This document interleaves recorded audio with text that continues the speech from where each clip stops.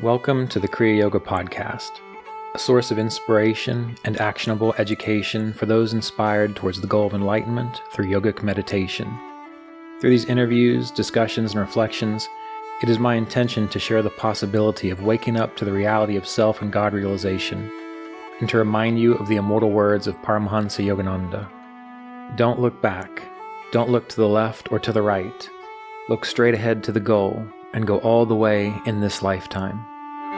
I'm Ryan Kurczak, and I'll be your host on this adventure of spiritual self-discovery. So today, this session, we're going to talk about two phases of Kriya Yoga practice. Now, there's not a book out there that says there are two phases to Kriya Yoga practice. So don't go looking for that. But when you study yoga and when you study the Yoga Sutras of Patanjali, it is differentiated into two kinds of experiences based on where you are on your path, in your situation. In the first chapter of the Yoga Sutras, it's the chapter on samadhi, the chapter on experiencing oneness, divine communion, experiencing deep, profound wisdom. And one way of looking at the Yoga Sutras when you see that is that first chapter is describing to you what is possible to experience. What is possible to experience. And then the second chapter is entitled Kriya Yoga, or the sadhana pada, the practices that you do. And in that chapter, it talks about the yamas and the niyamas. It talks about pranayama. It goes through all 8 limbs of yoga. And what's going on there is it's describing two phases of your spiritual experience. The first phase is actually in chapter 2. Because before you can experience samadhi in this oneness state, you have to organize your life, your nervous system, your body, so that you have the capacity to process and experience higher states of consciousness. In Sri Yukteswar's book, he essentially says, you don't even really practice asana and pranayama and pratyahara until you have the yamas and niyamas under control. And so asana, sitting up straight in your meditation posture, pranayama, alternate nostril breathing, Kriya Pranayama, there's all kinds of breath awareness practices, and Pratyahara is the internalization of your awareness. So what Sri Yukteswar is saying is, before you begin any of that with any kind of success, you have to focus on being harmless, on being truthful, on being content, on not hoarding, all these types of things. So that is the beginning, the foundation of the practice. And if you focus on those things first, then when it comes time to sit still, to practice breath awareness, to direct your awareness within, you will be able to do that because it's through the yamas and niyamas that you take care of the distractions in your life. There's a question here, and I'm going to speak to it at the end of this section, that dealt with having too many distractions or too many thoughts. I've tried to meditate and they're still all there. Well, it's good to practice meditation, to relax and go within, but really, what's going to get rid of all of those things isn't sitting there and forcing yourself to breathe. What's going to get rid of all of those things is practicing harmlessness, truthfulness, non-stealing, and so on. Because if you're practicing truth all the time, then you're not concerned about being caught in a lie. Or you're not concerned about whether someone is lying to you and trying to figure out what their motivations are. Because when you practice truthfulness, you know what truth feels like. So in every moment, you're not worried about, is this true, is this not true? You know what is true. And oftentimes one of the things that we struggle with, particularly on the spiritual path, is, well, what's true? Right? I mean, that's one of the biggest things. And our current culture doesn't help. I mean, it's never really helped. There's always been people trying to mislead other people and trying to sell snake oil and all that. That's been going on forever. But it's even worse now, especially with the fact that anyone can print a book. Anyone can do this. Every now and then I hop on Amazon to see what Kriya Yoga books are available now. And the last one I saw was great. And so I looked into it a little bit more. And I saw, wow, they're getting all kinds of wonderful reviews and sales on Amazon. And I dug a little bit deeper. And if you look at all their other books, they also have a beginner's guide to astrology, a beginner's guide to tarot, a beginner's guide to numerology. So this is just someone who decided to get on ChatGPT and type in, tell me about Kriya Yoga. And then they wrote a book about it. And people read it. And that is the knowledge that they're getting, right? So it's an interesting time that we live in this regard, because we have access to all kinds of stuff. And we have to be very discerning about what we're looking at. And when we practice truthfulness, we will have a compass for that. We will look at something and we will know, well, that's probably not worth paying attention to, right? So the practice of truthfulness sets the stage for everything. Ahimsa, harmlessness, sets the stage for everything. Because when you are engaged in a practice of harmlessness for others and yourself, you are going to know what is supportive and nourishing for you and for others, right? And this is not something that one day you just go to a workshop and all of a sudden let's be harmless or let's practice truth. It's part of a study and a contemplation of what does this word mean to me? And what can I do to actually embody this? And so you have to work it out in your own life and in your own head. And you have to sit down and contemplate it. A lot of people read books, truthfulness, that's great. And then they just act like they're just not going to tell lies anymore. Well, there are all these different levels of truthfulness. For example, your integrity. How many times have you done something that you really didn't want to do? You say, well, I don't want to make this person feel bad, or this is what's expected of me, this is my obligation, and so on. How many times have you done that? And really, you could have said no, right? I don't mean, sometimes there are situations where you have to take care of someone, or you really do have to be of service, and you might not want to necessarily do it, but you have to because it is actually your duty. But I'm talking about things that you could say no to. Someone's feelings getting hurt, as long as you're not being malicious about it, that's not your responsibility. Hopefully you're dealing with an adult who will say, okay, you don't want to do it? That's cool. That's when you know you're interacting with someone who's a healthy-minded person. So if we just look at harmlessness and truthfulness, if you just engage those two things, your meditation would be much easier because you would feel safe, you would feel nourished, you wouldn't be worried about what is true and what is not true.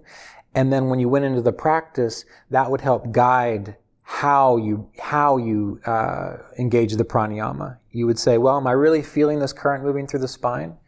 And truthfully, you're not. So you'd say, okay, well, let's feel it. Let's get back in there and sense the bones in the spine. Let's see if we can feel the musculature. And it would prevent you from also getting involved in fantasy. Because one of the biggest problems on the spiritual path is fantasy. Someone wrote to me recently and they asked me about animistic practices in yoga.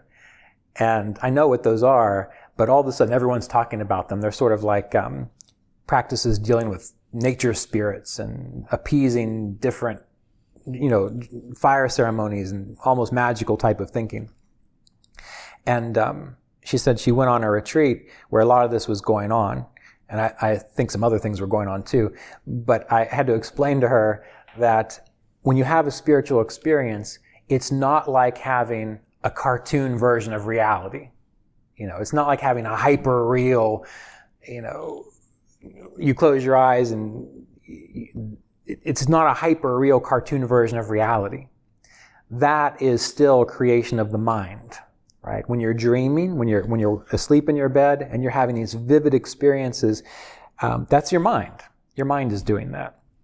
Experiences of higher realities are subtle and they're not at all like anything that we're experiencing right now. But you can grow into them and you can have experiences of them. And when you practice harmlessness and truthfulness, when you do have a fantasy come up, sometimes inner imagery can be helpful to you because it is your mind and a part of you sharing sometimes messages with you that you can't access other ways. So you can use that, but if you're established in truthfulness, that's what it is, right? You know that it is a way of communication from a deeper part of yourself. And then when you do have a profound spiritual experience, you can't put it into words. You can barely even comprehend it, but you feel the truth of it. And that has a clarifying experience on the field of your being and your body. Okay? So anyway, these phases, the first phase is learning to live in accord with the yamas and niyamas. Figure out a way to do that. And then you learn to sit still. Sometimes all you can do is just force yourself to just not move in the beginning. I had this problem very early on. I had to just sit there and force myself, don't move, Ryan. And I would tell myself that in my mind, don't move. I know it itches, but just don't do it. I had to do that for a long period of time. And then what happens is the body realizes, or the part of you realizes, oh, you can sit there quietly and you don't have to give into these distractions. And then the next phase would be beginning to cultivate breath awareness, because before you can process higher states of consciousness and samadhi, your inner energy field has to be balanced. It has to be, harmonious is probably the best word that comes to mind, but it has to be calm and clear. That way it can process this information. And so when you do alternate nostril breathing or Kriya Pranayama, what's happening there is you are with your mind and with your breath kind of circulating awareness through the subtler field of your body. That which animates the cells, that which animates the nervous system, that intelligence which makes it possible for this form that you have to have existed the way it has for multiple decades and not changed really a whole lot, relatively speaking. So you're working through that, and that's part of the process. And once that becomes purified and clear, then you can direct your awareness within. Then you can start to really, doesn't matter if the lights are on, doesn't matter if someone's blow drying their hair, doesn't matter if the lawnmower is going by, or if their car is outside, or someone's talking, or the TV's on. You can just pull your awareness within, and none of that matters. That's pratyahara, that's pulling in. We still haven't got to any kind of meditation yet, really. I mean, that looks like meditation. And for most people, when you go to yoga studios and other things, they're describing what I just talked about as though that is meditation. But those are just practices which are preparing you to have the experience of meditation.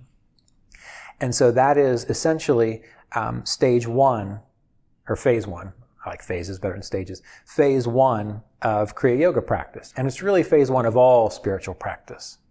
Now, that can take a long time to work out. As you're going through the process, you will have breakthroughs, and you will have aha moments, and you will feel calmer and clearer, and you will find that I enjoy this. This is an experience which, even though I haven't had this oneness thing yet, I'm getting more harmonious, more peaceful, more coherent inside. And that is helpful for you psychologically, it's helpful for you physically, it's helpful for you emotionally on all different levels.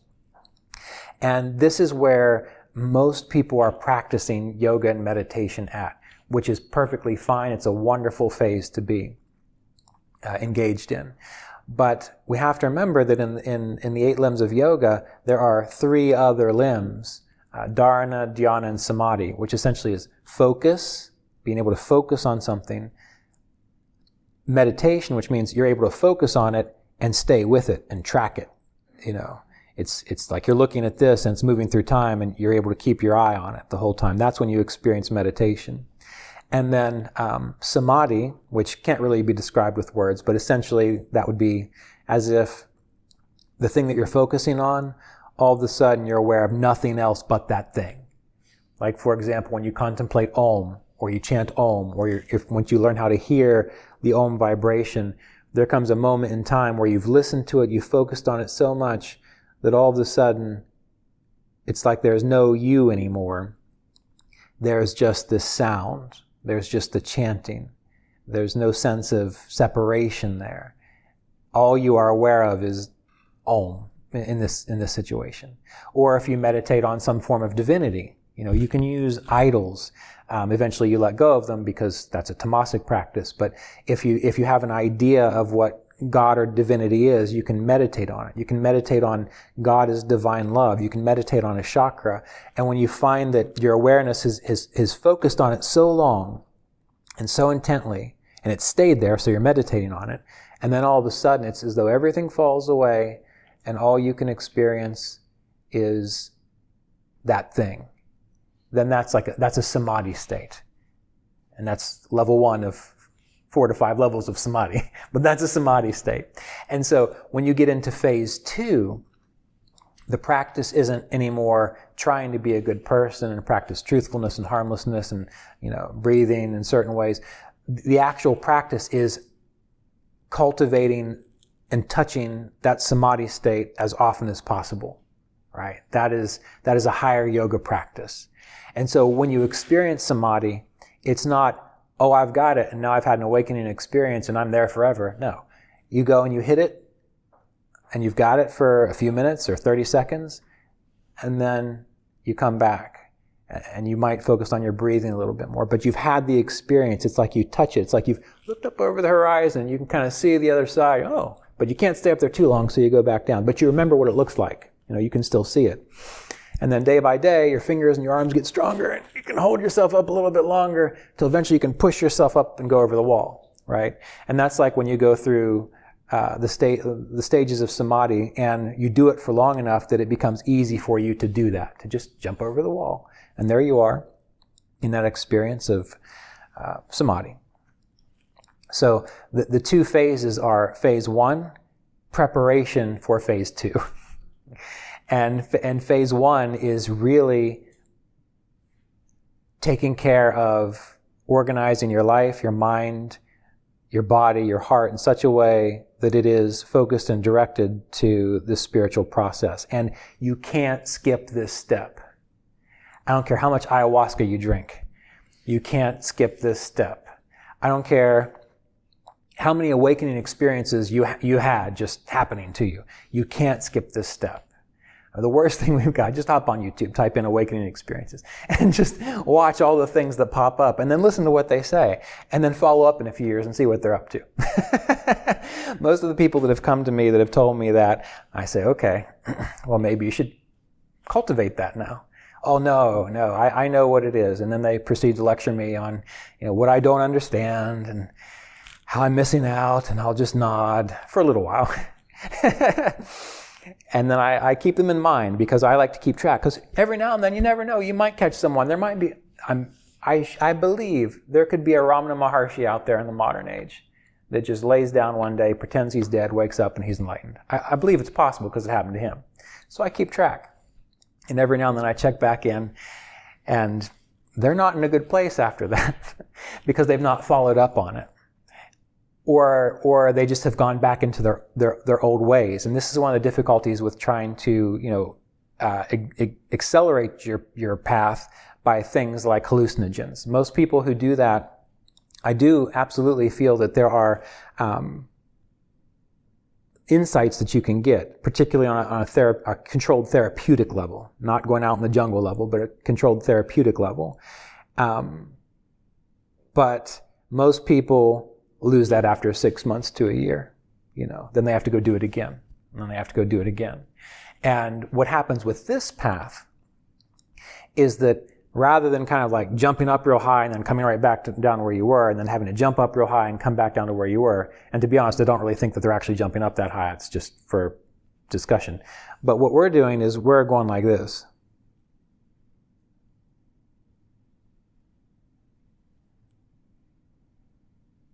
It's years and years and years. So over a long period of time, we are walking up that mountain. And then once you've walked that far, you've become so strong that even if you walk back down, you can walk right back up. Anytime you climb a mountain, when you can climb a mountain, you can climb a mountain, right? No one's just throwing you up there, and then when no one's there to throw you, you can't do it. So this whole process is one of a lifetime's worth of experience and commitment. when we were in Ireland, someone asked, well, isn't there a shortcut? And I explained, I said, well, this is the shortcut.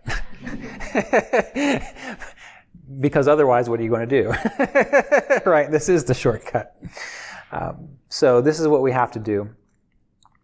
And really observe, what is driving you? What is it that you are, why do you want to practice this? This is an important thing to consider. Because the why that you want to practice this will determine if you're going to stick with it or not.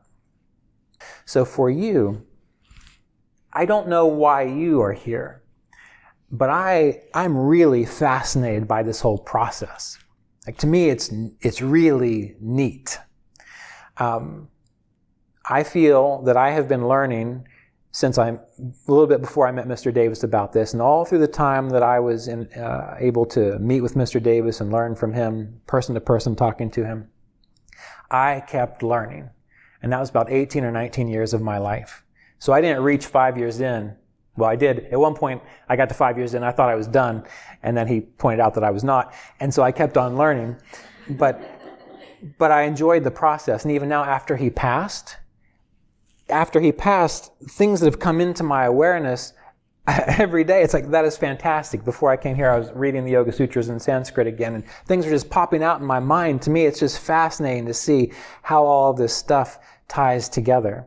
And so if this is something that you can imagine as like a lifelong love, and for me it's knowledge. That's why I like Sri Yukteswar. He was a jnana yogi. So going through all that process, that keeps me inspired. For you, it might be bhakti, it might be devotion. If you have that, and if you can see it as something that is not, you're not just doing it for 10 years, you're not just doing it until maybe your life is a little better, you're not just doing it with the hope that maybe you'll be enlightened, and then 20 years go by and you're not, and you say, well, that didn't work, and so you give up. When you're doing it for the simple fact that there's something about it that really kind of catches you and magnetizes you and is pulling you deeper into the experience of meditation, pulling you deeper into the experience of study and learning and growing,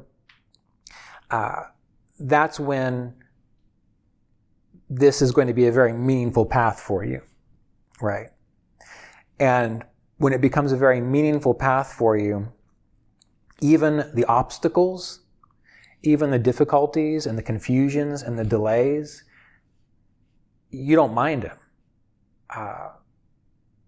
Some of you have heard me talk about this before. There's one little book that I have on the Yoga Sutras. It's not even that thick. And I got that book, and it was so fascinating to me that I read it pretty much again and again and again and again. And just this morning, I started reading it again and again. It's only that big. But when I first started reading it, there was something about that I knew was true. Because of all the yamas and niyamas, I actually feel that truthfulness is the most important one. So therefore, I didn't get it, but I knew that there's something in here. Like I could see a gem deep under all of this stuff that I couldn't quite grasp. And I'd read it once, okay, I got a little bit of it. And I'd read it again, and it's almost like I moved one more little piece of dirt. And over the course of maybe 3 or 4 years, again, I've read this multiple times.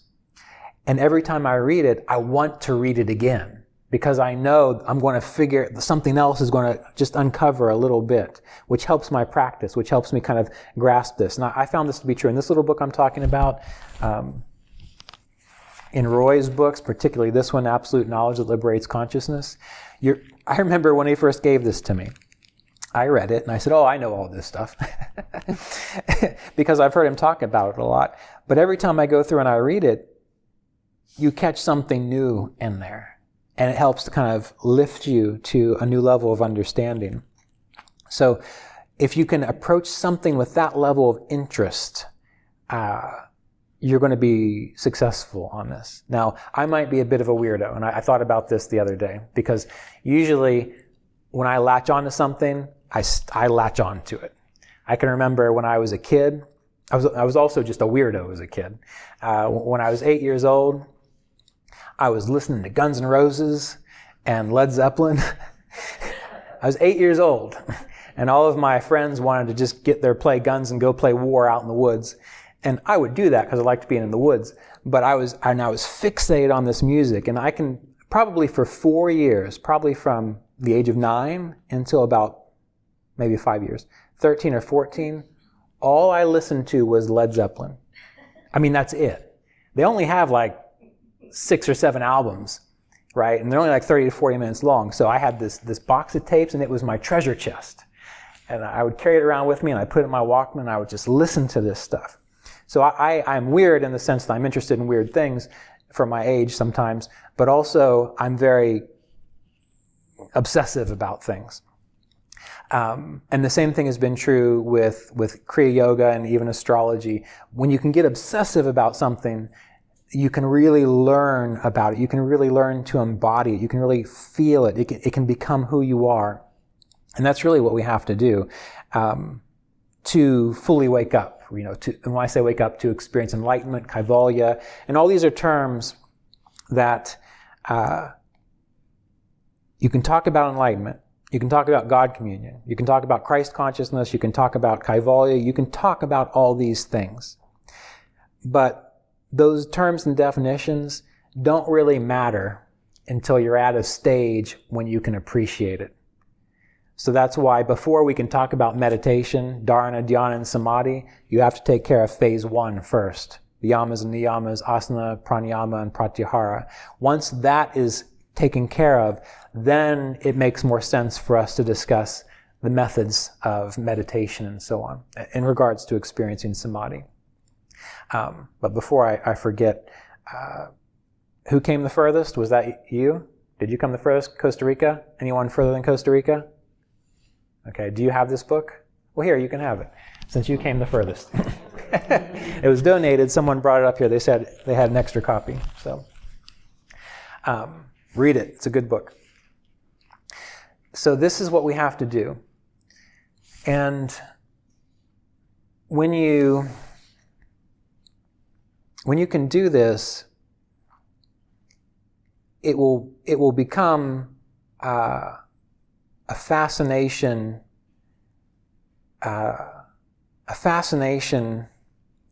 that eventually naturally pulls you in the direction of inner stillness and silence. We talked a lot about love yesterday, and we know that the things that we love, we pay attention to. I mean, isn't that true? Don't you pay attention to the things that you love? The things that you really adore? I love cats.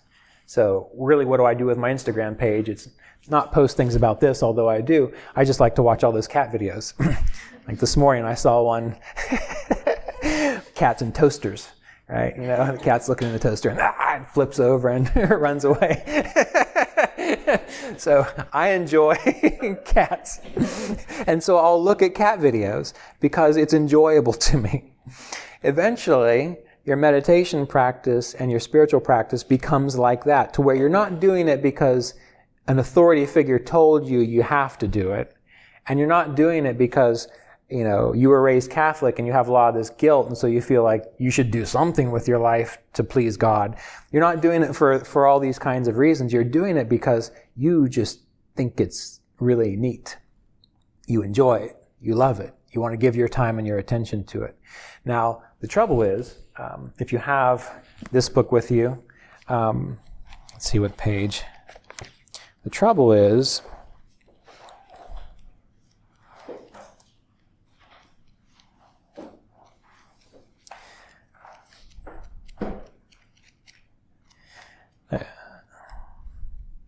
okay, page 73 of Understanding the Holy Science. Do you have an image like this on your page 73? Okay.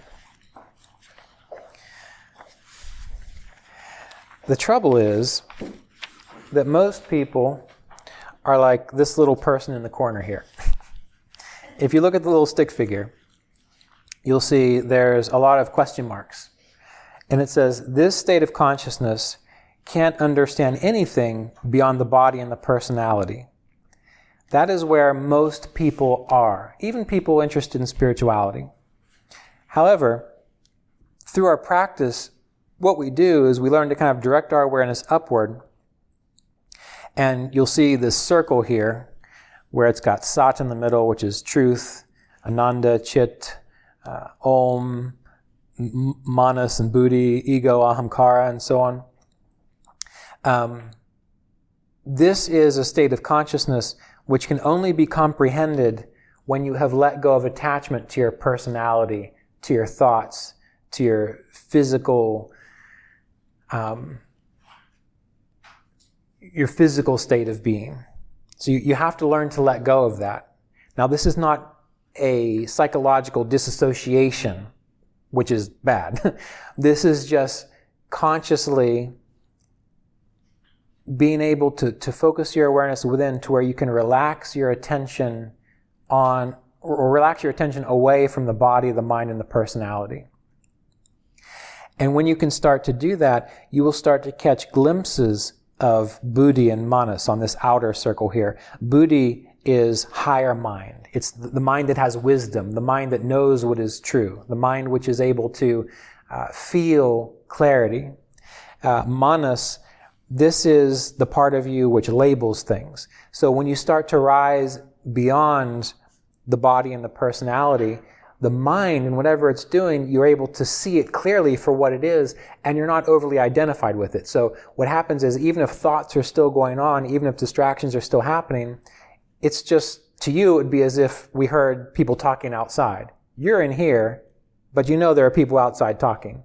So when you start to experience clearer states of awareness and your mind is still doing its thing, you know it's not you.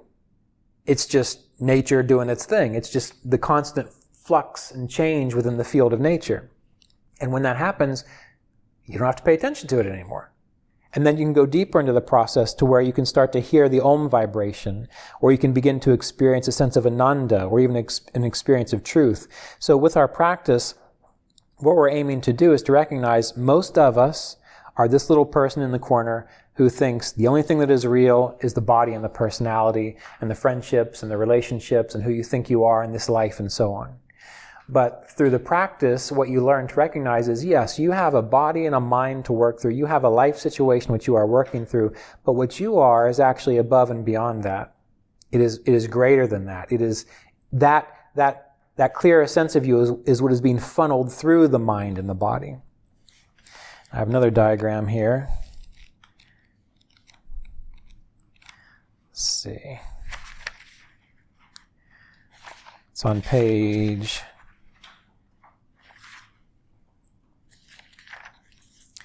We can probably use that one.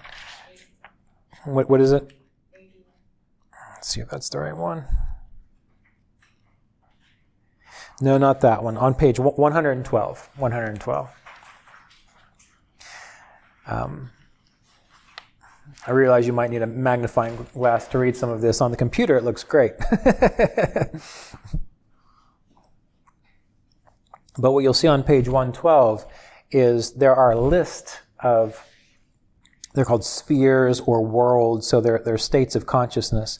And you'll see at the bottom it says Bhuloka, gross material creation, experienceable and comprehensible by everyone. Experienceable and comprehensible by everyone, which means any person at any time can feel physical creation, can feel this experience that we're having. But when you start to go up above that, when you get into Bhuvarloka and Swarloka, well, these are the subtle aspects of our awareness. This is like when you're letting go of the feeling of the chest and the heart and the musculature and the bones and so on, the physical part of the body and the nerves, and you catch a glimpse or a feeling of a field within you, like an energetic field within you. That's when you're starting to get into Bhuvarloka. And these inner feelings, these inner energies, they're often related to the level of dreams. But you can't access this until you let go of the physical, until you try to give yourself permission to feel them. Now the trouble with this again is the difficulty of fantasy, because if you are full of fantasies, you close your eyes, you're going to see all kinds of stuff. geometric patterns, lights, gurus showing up. The other day I was meditating, I saw a Native American woman come, into my mind. And I know that that's just my mind doing things. But if I didn't know that, I would read all kinds of things into, that was one of my spirit guides. And it's not. And so this is the other reason why when you practice the yamas and niyamas, when you start to access these states, you're not going to get confused. And you're not going to be taken for a ride by your mind in the guise of something that looks spiritual. Okay? So you practice, and eventually you continue to go up, I suppose, if you want to look at it like that, to where you can notice the buddhi and the manas again. Now, through the practice of meditation, you can reach a point where it feels as though you are pure existence. So there is still a you, meaning there is still a sensation of existence, right? But it is not associated with what your face feels like.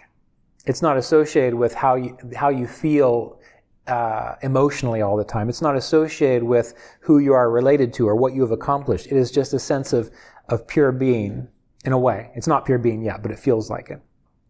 And you can sometimes relate to it. Maybe you remember waking up in the morning and you've just had a really wonderful night's sleep. This happens every now and then. And you wake up and you're not quite, you know that you are awake, but you're not really thinking about anything yet. You're not thinking about who you are or what you have to do. There's just a momentary period of, this is nice. Or even when you're starting to fall asleep, if you take a nap, you take a nap in the afternoon if you want, and you consciously just let everything go. Just forget about that. Just let the body melt into the couch or the chair or wherever. Just giving it all up, just like you're going on vacation. And there's a period of time where you give it all up and you're just at the brink of kind of slipping into a dream state, but you're still aware, and it just feels so clear and pristine, and you're still there, you're still awake. In a way, that's like hitting this level of buddhi, which would be the third level, the swarloka here.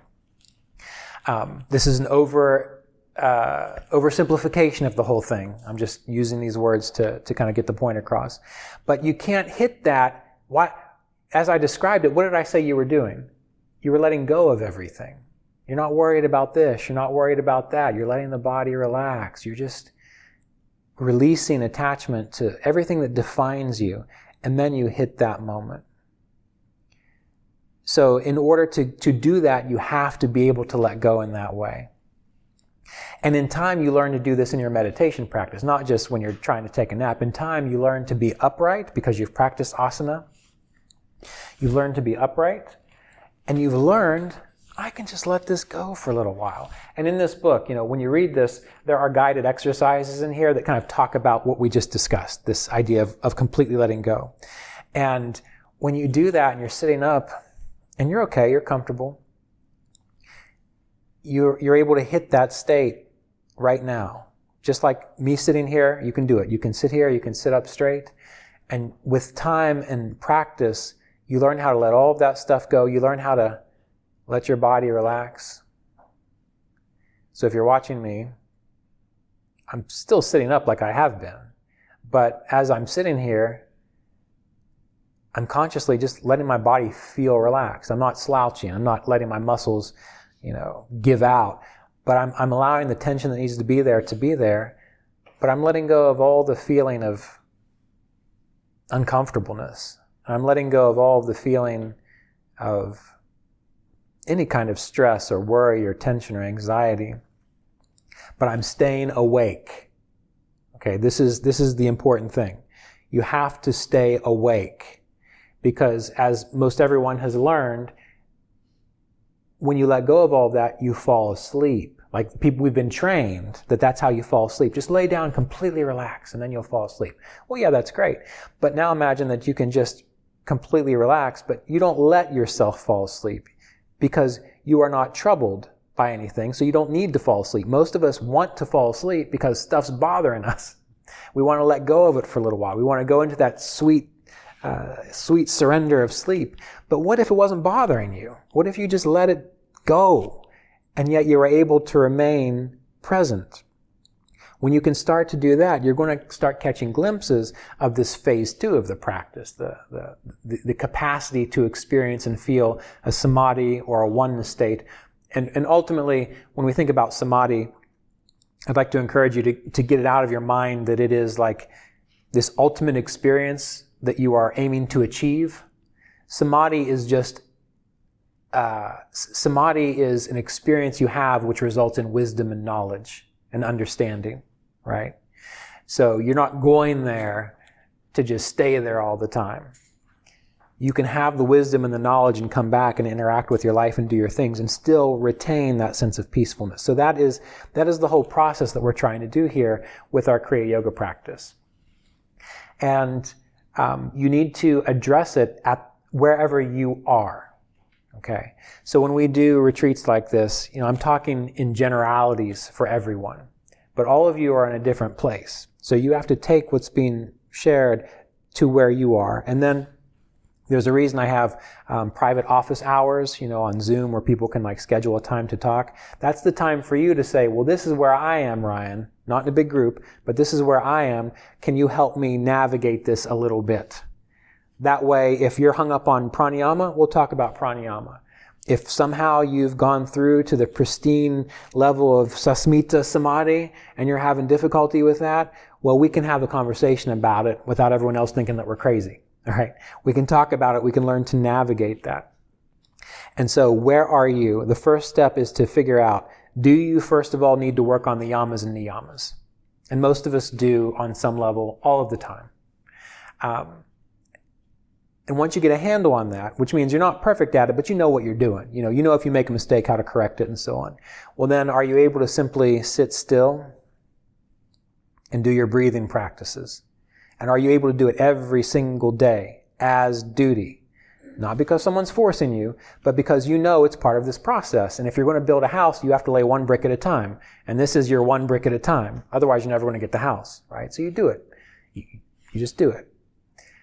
If that's what you need to focus on that. If you've got that down, you can do the breathing. You can sit still for, 20 minutes, an hour and a half and not move. Well, what's the next step? All right. Well, now can you do that, but focus on absolutely letting go of everything.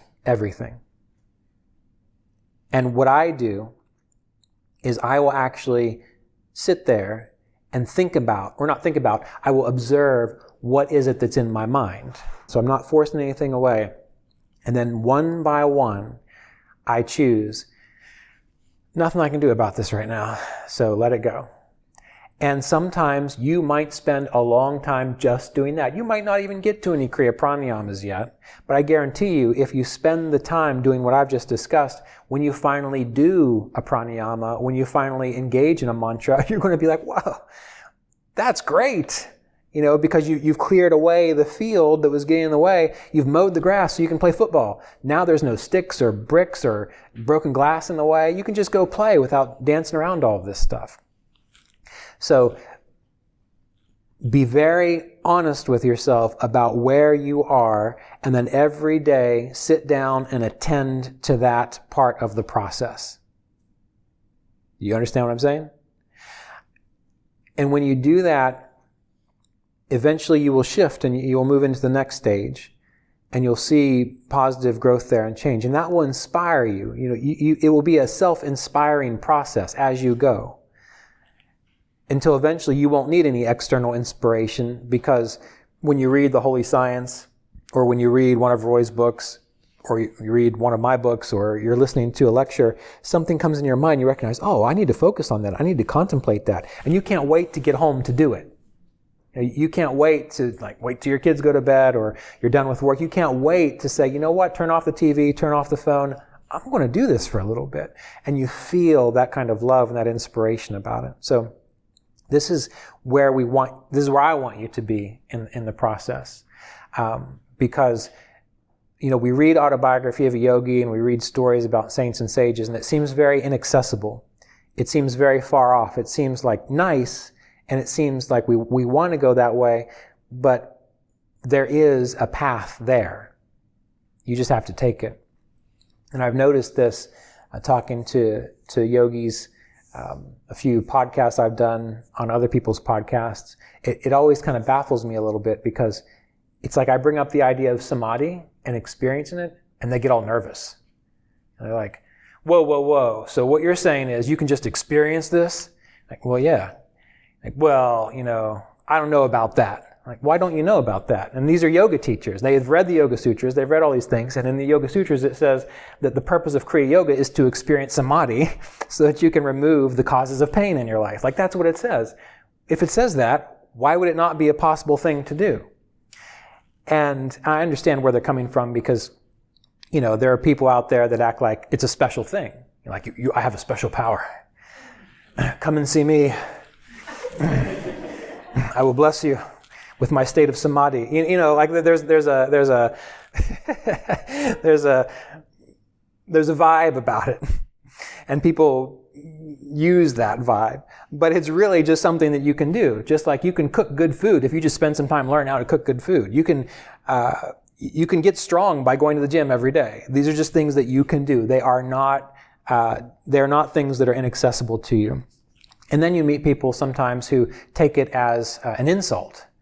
Or not an insult, it's more like when you see someone who's been really successful in something, and then other people are just like, oh, well, they're just lucky, Like, well, you could do it too. Well, no, they're just lucky. Like, they don't want to admit that there are steps to experiencing this thing. They don't want to take the steps to experience the thing. And so what do? They turn it into, something that is impossible or inaccessible. And it's absolutely not inaccessible at all. It just takes a lot of years and a lot of interest and a lot of time and a lot of love and a lot of devotion. And it has to be important to you. That's it. It was important to Yogananda, obviously. I mean, read his book. That's what was important to him. It was important to Swami Shri Yukteswar. It was important to Roy Eugene Davis. Mr. Davis was a wonderful example of that. He was not interested in anything else. I mean, he liked cooking. He liked, he would give me books on the science of cooking and so on. He read about things. He was informed about things, which was why into his 80s, he died when he was 88, I would go and I would have a conversation with him, and it was just like talking to one of my peers. It wasn't like talking to an 88-year-old person who's decrepit and old and wasn't thinking clearly anymore. It was talking to someone who was alert, clear, knowledgeable about what's going on in the world, science, music, technology, all these things. But for him, everything was about this process and this path. He didn't deviate from it. He wasn't interested in getting involved in anything else. And the trouble with this is, for most people, that's really not what they want, right? And I think when I talk about being clear about why you are doing it, this is kind of what I'm getting at. If you just want a little bit better life, this isn't the path for you. Because stuff's still going to go wrong, and nothing's ever going to be perfect. But you're going to have wisdom as you navigate your life. If you want to have better relationships, more money, if you want to be happier, this is not the path. That's not the reason you do this. If you want to be happier, go talk to a psychologist and figure out why you're unhappy. If you've got bad relationships, go talk to someone who can help you understand how to have good relationships. If you can't play guitar, go find a guitar teacher, right? This is about experiencing samadhi, which is a state incomprehensible. That's you will have remembered hopefully from that diagram. It says, the material creation and so on, that is comprehensible to everyone. But above it, and there are at least 5 other stages up above this, which is incomprehensible to everyone else, but it is experienceable. Right? So we can experience these things. We can't comprehend it, we can't think about it, but we can experience it. So what a lot of people do on this path is they say, is Kriya Yoga, will it make me healthier? Well, sure. You quit eating all that meat and all that sugar and do some Hatha Yoga, you're going to get healthier. But is it because that's what Kriya Yoga's purpose is? No. It's because the processes of Kriya Yoga require that you are a little bit healthier so that you can experience this thing, right? Is Kriya Yoga going to help me not feel lonely? No, it's not. I feel lonely a lot because there aren't a lot of people who are interested in this stuff. Now, it doesn't bother me because I know that's the case, but it's not going to make you feel less alone. If you are lonely, go find some friends. Go pick up a musical instrument, join a hiking group, join a Master Gardener's Club, Spend some time with someone else. Don't worry about if they're going to talk about spirituality, then you won't be alone, right? Most of the people I spend time with, other than Jasmine, aren't really interested in meditation. Well, maybe Robert back there. I see him a lot because we live near each other. But everyone else I play music with or I go hiking with. Anyway, what I'm trying to get at here is, this path is about you understanding what spirit is. That's it. Everything else, there is another thing you can do to make that happen. If you've got problems with money, Kriya Yoga is not going to make it any better. No guru is going to bless you and all of a sudden you're going to have better money situations. How do you get better at money? Talk to someone who knows what they're doing. And this is important in all areas of life. And I think about this a lot. I got better at astrology. How did I do that? Other than studying. I spent time with people like Ernst Wilhelm or other people who are astrologers who are just going to talk to me nonstop about astrology. It's going to come into my awareness. I got better at understanding Sanskrit. How did I do that? By spending time having conversations with Vilas Houston, the director of the American Sanskrit Institute, by reading the Yoga Sutras in Sanskrit, by putting myself in a situation where that was the case. It didn't magically happen. I got better at meditation. How did I do that? By spending time with Mr. Davis, by going on retreat with him, by observing how he did what he did, and by paying attention to how he approached the whole thing. Like this is an area where a lot of people make mistakes. I don't know if it's mistakes or if it's just an unawareness. They would go and they have an image of a spiritual teacher like Roy Eugene Davis. And they would have this idea that just by being around him, and that's it, that magically things are going to change for them. But they never actually seem to pay attention to how he saw the world, to how he thought, to the fact that he woke up every morning at 3 a.m. to meditate and then answer emails and then write. And he was very focused on what he was doing. They never really kind of noticed that. And so it didn't change. So the people that you spend time with that are going to help you are also going to be the people that you're interested in what they're doing. When that's the case, you will tend to pick up on all of these things. So don't get sidetracked by thinking that this path is going to make your life perfect. To perfect areas of your life, choose the thing which is going to perfect that area of your life. That's what it comes down to. So find people in your life who can embody for you what you need, and then keep your spiritual practice for what it's meant to do. It's meant to give you insight and feeling and understanding of what you are at the essence of your being, which is very different than how most people perceive the world. And it's also very different than if you start going to a church or a meditation group or a spiritual center, because there are going to be very few people, even in those situations, that are going to really be embodying the experience. Because most of the time, they just want to hang out with someone. And they just use spirituality as kind of the gateway for it. And that's fine, and that's an uplifting thing. That can be very helpful, but that can't be all there is. There has to be the push. That's why when you've got an ashram or you've got a community like that, there has to be a spiritual figurehead that's pushing the people. Like with Roy. He did not want people hanging out. You're not coming here to hang out. Like that was his thing. You're not coming here to talk. You're not coming here to do Reiki on each other or to give counseling sessions. You're not coming to go hang out at the lake and be all spiritual brothers and sisters. He's like, you are here to learn and study how to experience this thing. So people would come, and that was his emphasis. When that is not there, most people just mill about in their own thoughts and heads and other people's thoughts and heads, and they don't get anywhere. So this is a solitary path that is very rewarding, and you're not alone in the sense that there is a connection. There is a connection to a field which supports this.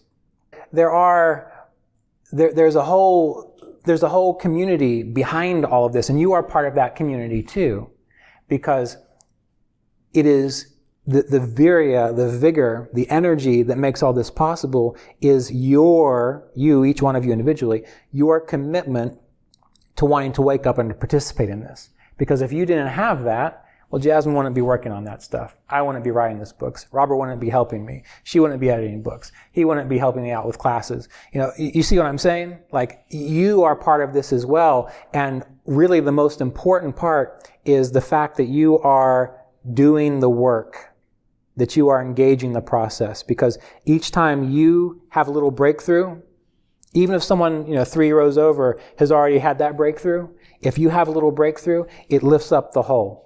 Even when we're not together, right? Because we're all working in the same way. So when you have a sense that you are alone, go find some friends, first of all, but realize that what we need to do is, in our inner path, internally acknowledge that what is going on there, that field which is making all of this possible. And I'll say one more thing, then I'll look at your questions. I talked about Hiranyagarbha yesterday, right? I mentioned that in sort of the golden field, right? Well, in the Yoga Sutras of Patanjali, there's a little section that says, when you contemplate Om, when you listen to Om and contemplate Om and recite Om, I'm paraphrasing all of this, by the way, but when you do this, you are attuning to Ishvara, or this aspect of ourselves which is beyond karma, beyond all kinds of changes, everything. It's just transcendental. When you're listening to Om, you're connecting with that. You're flowing your awareness to that field. And it also says that Om, and everything that Om represents, is the teacher of even the ancients. The teacher of even the ancients. And it's referring to this field of the teachers, not their bodies, not their personalities, but this field of wisdom, this field of awareness. And so when you go into a deeper state of meditation, and you can let go of any feelings of aloneness, and you can give yourself that ability to just be free inside, and to recognize that there is a connection to a much greater field, you tap into the Om vibration in a way which is the teacher of the ancients, that field of Hiranyagarbha, that great golden womb, right? And you might see it like an orange golden light, you might feel it, but it's a sense of just connectedness, a sense of oneness with all. And part of the practice of yoga is to access that field and to, in a sense, merge with the teachers, right? Because the teachers are not the personalities, just like you're not a personality. You think you are at the moment. But you merge into this field which is eternal, timeless, full of all knowledge, full of all being. And you recognize that what the ancients knew, what the teachers in this lineage knew, it is timeless. It's always accessible. And you're able to go into it yourself in meditation. And then you don't feel alone anymore.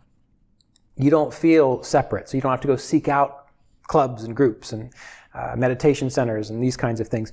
Then when you recognize that and you feel it in meditation and you go out into the world and you see a little squirrel, you know that little squirrel is a manifestation of it too. You see someone who's, just walking down the road. You don't know who they are, but you look at them and you realize it's like you have a sense of the totality of the life that went into that body, which is making this happen. You recognize that person is also a part of this field. You recognize that relative that drives you crazy. When you see them, well, you're part of the field too, aren't you? and there's less, there's less mind stuff to get caught up in it for you to think about later about how they're annoying and why they said this, that, and the other. There's just an acknowledgement that they are an instrument of experience that happens to be doing this thing, but that what is flowing through it is this field, this greater field of experience. And that's when you see the light in Yogananda's eyes, or Paramahansa Yogananda, or Ramana Maharshi's eyes, or you see the light in a teacher's eyes who are realized, and there is a sense of peacefulness there and okayness, and you recognize, oh, well, that's me too, right? That's what we're working towards. But then what? Well, once you get that, we'll get there first. But once you get that, then you just live in accord with the yamas and niyamas. That's it.